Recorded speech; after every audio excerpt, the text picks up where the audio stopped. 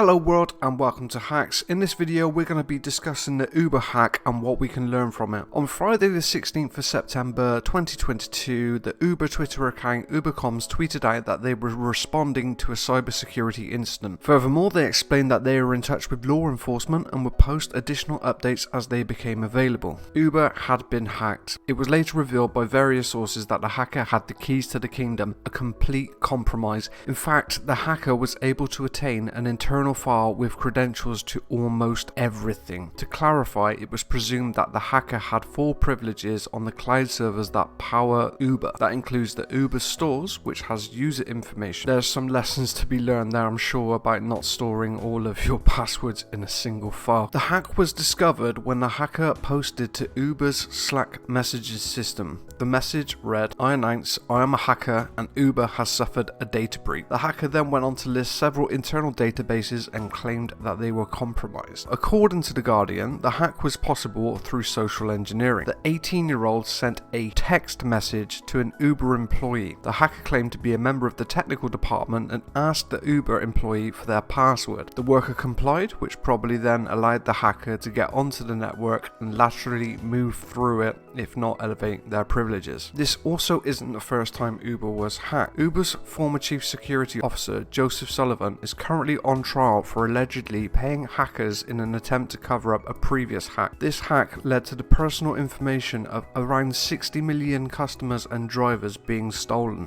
What does this say about cybersecurity? All the money that companies put into cybersecurity versus one teenager with a mobile phone says a lot about humans being the biggest vulnerability in an organization's security. Whether it's a disgruntled employee, someone being blackmailed, or someone who doesn't have a good understanding of security awareness. Humans are usually the weakest element in an organization's security posture. Sure, you can have devices with default credentials, unpatched servers, that's all low-hanging fruit, but ultimately the human is the weakest element. Humans make mistakes. They can be tricked into performing actions that they otherwise wouldn't do.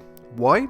Because believe it or not, humans actually have a desire to help one another. It's this desire to help people that can get us into trouble. Other times it could be because they are desperate to impress their managers, or they have a fear of upsetting their managers. Whatever the motivations behind someone's actions, it's usually driven in some way by emotion. Perhaps that's why a lot of studies have shown that sociopaths make effective leaders. Sociopaths lack empathy, which suggests their decisions are usually not motivated by emotions. I'm no expert on psychology though, so I digress. Did you see that one episode of Mr. Robot where Elliot and the gang needed to access the Steel Mountain data facility? Romeo says that the place was impenetrable and it was designed to have no vulnerabilities. Elliot responds, "I see them walking around right now." They then later go on to exploit a number of Steel Mountain employees by manipulating their emotions. It's a great episode and you should go and watch it if you got the time. While I'm sure the Uber hacker wasn't that sophisticated, it does demonstrate humans are the weakest link. Sure, it's a fictional TV show, but the truth remains that humans can be tricked. Computers don't have emotions. Sure, they have bugs, but bugs can be fixed. Can we fix humans in the same way, or should we even try? If we try to fix humans and we implement a no trust policy, what's the point if we don't trust each other and want to help each other? I'm sure most employees sigh at the thought of security awareness training. Many people think it's a waste of time, and I tend to agree. Reading a security awareness document isn't going to prepare you for an encounter with a skilled social engineer. Sure, you may retain some information about the names of the attacks, but would it actually prevent you from divulging information that could aid a threat actor? You may be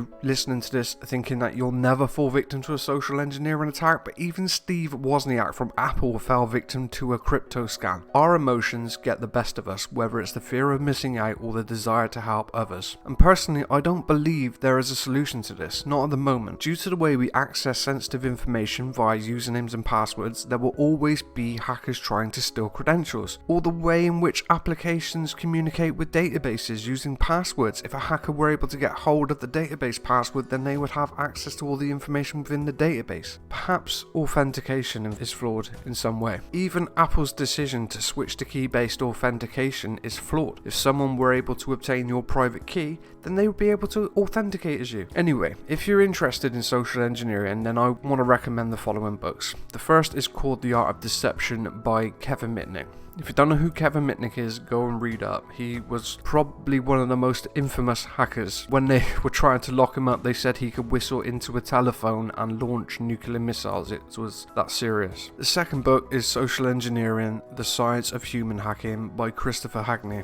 It explores the psychology of social engineering and how to read people more. And the final book, which I would recommend to everybody, not just people interested in social engineering, it's by Dale Carnegie. It's How to Win Friends and Influence People. And again, I would recommend this to everyone. If you're working in sales, tech support, or even as a manager, the book will teach you how to better engage with people. It essentially will give you cheat codes for social interactions. It's not very long, but it's very informative. Sure, we can point the finger and laugh at Uber's misfortune, but let's try to remember that someone somewhere probably feels terrible right now. It was a human-focused attack, and how many of us can say we haven't been tricked by another person? Whether we believed a lie or lent someone money who never paid it back. Sure, most of us have never given out our passwords. We don't store the keys to the kingdom in a single document. However, it really could happen to anyone if the social engineer was skilled enough. If anything can be learned from this, is that you should be careful who we trust with our sensitive information, or as Deep Throat from the X-Files once said, don't trust anyone.